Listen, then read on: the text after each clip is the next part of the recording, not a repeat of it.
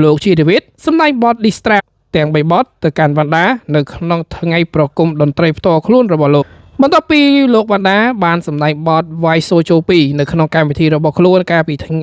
ខែមករាកន្លងទៅនេះតារាចម្រៀងរ៉េបលោកជីរវិទ្យមិនឲ្យចាញ់ចិត្តបានសម្ដែងបទ Distract ទាំង3បទទៅកាន់វណ្ដាក្នុងថ្ងៃប្រគំតន្ត្រីផ្ទាល់ខ្លួនរបស់លោកវិញមិនមែនពីបទហើយក៏មិនមែនពីបទប៉ុន្តែនៅក្នុងថ្ងៃប្រគំតន្ត្រីផ្ទាល់ខ្លួនកាលពីរាត្រីថ្ងៃទី30ខែមីនាឆ្នាំ2025តារាចម្រៀងលោកជីរវិទ្យបានធ្វើឲ្យអ្នកគាំទ្ររបស់ខ្លួនភ្ញាក់ផ្អើលជាមួយនឹងបទ Distract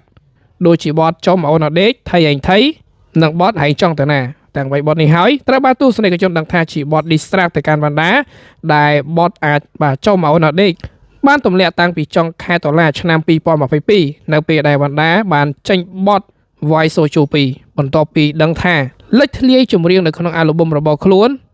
និងបានឌីសទៅកាន់លោកជីរវិទ្យពីបទទៀតគឺជាបទនៅដើមឆ្នាំ2025បន្ទាប់ពីវណ្ដាបានសម្ដែងបទ Voice Sojo 2នៅក្នុងកម្មវិធីផ្ទាល់ខ្លួននិងវីដេអូខ្លីនិយាយអំពីរឿងចាប់ដៃប៉ុន្តែពីបទនេះភាគីម្ខាងទៀតមិនបានតបតអ្វីឡើយការសម្ដែងបទ Distract របស់លោកជីរវិទ្យគឺត្រូវបាន fan របស់លោក